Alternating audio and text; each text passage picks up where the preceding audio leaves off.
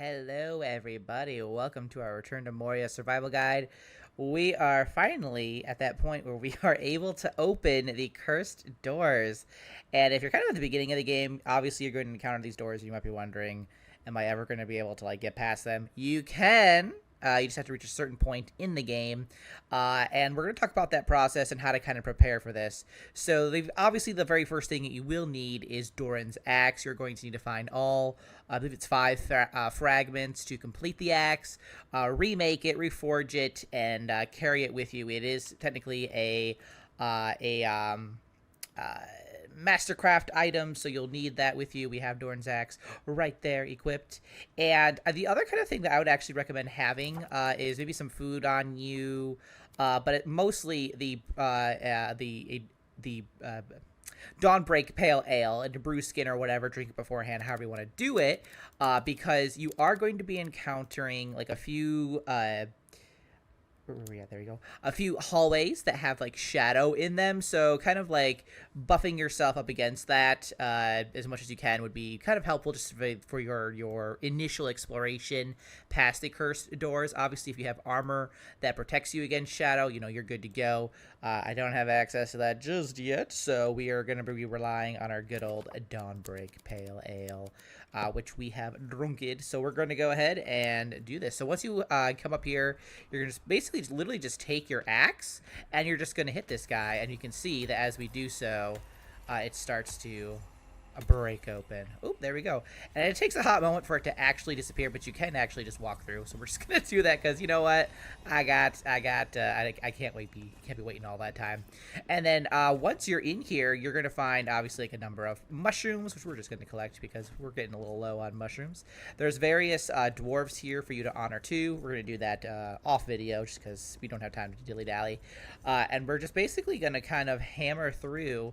And the great thing about breaking through the cursed doors is that it does open up Durin's highway, which connects various aspects of the mine together. Here's that kind of shadow I was talking about. Now you guys can feel free to explore these various rooms at your leisure. There are a few that I've noticed anyway, a few little veins of sunstone. So if you're low on sunstone, we're going to have to go up, it looks like. This is a great way to get quite a few. I've actually found some pretty big veins of sunstone. I was very surprised and very happy to find those. So kind of keep your eye out because you will potentially get some sunstone on the way. But like I said, Doran's highway basically connects various aspects of the various kind of shafts and abandoned zones, whatever, regions to each other. So you might end up kind of basically being able to very easily travel from one base that you might have to the next, basically via Durin's highway. I would just say just kind of go through the different paths and open them up. Obviously, it is going to lead you to a new area, the area that you kind of need to make your next game objective, complete that. But there are, you can kind of see right here, there's a branching thing. Obviously, if I was to go forward, we're going to be going to where the game wants us to go. We're going to go this way. And that kind of shadow right there is what I'm talking about when I said, it might not be a bad idea to have some Dawnbreak Pale Ale on you. Just because, that slowed our shadow. We don't have to worry about it too much. And if we do end up getting, in despair, that drink cures that. So it's nice to have on hand. But again, like I said, if you have armor already that protects you from the shadow, you probably don't have to worry about that. But we're just gonna kind of hammer through, and we're basically just gonna connect all the different regions together. And obviously, if you have your fast travel, your little way stations unlocked already, you might not need this. But if you've been hoarding your black diamonds and not making the fast travel stations, or if you're just kind of trying to play this without fast traveling to make it a little bit more realistic, a little bit more immersive, the highway here is going to be your best buddy. And what I like about this too, at least that I have when I have when I explored this on my other save file, I didn't see any enemies in here. Like, there's rats, there's obviously like shadow vents, but there isn't. I didn't encounter any actual orcs, so that's pretty nice.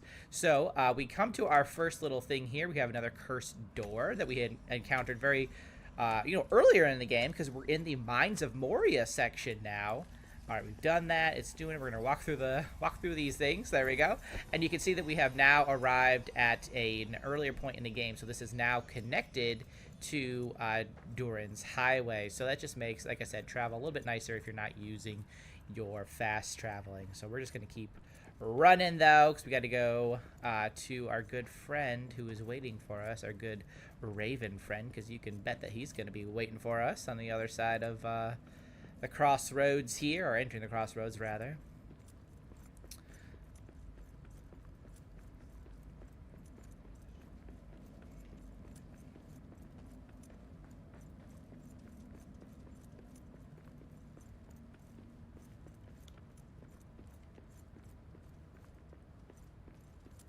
And once we reach that area, like I said, we're going to be basically kind of getting the next objective of the game, which is very exciting because we're getting very close to the end here, which is exciting because I want to see how this all kind of ties up, but also, we're a little sad because our time in Moria is coming to an end, at least, story-wise. We do have that new kind of sandbox thing that we can do, which we'll definitely kind of check out to see what it's all about.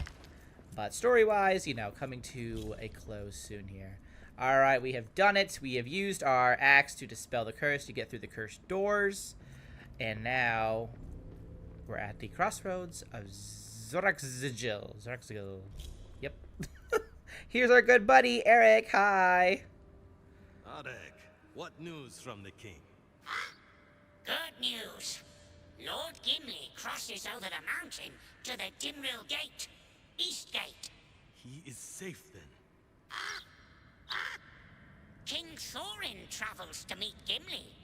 The king is coming too. They take advice and stay outside.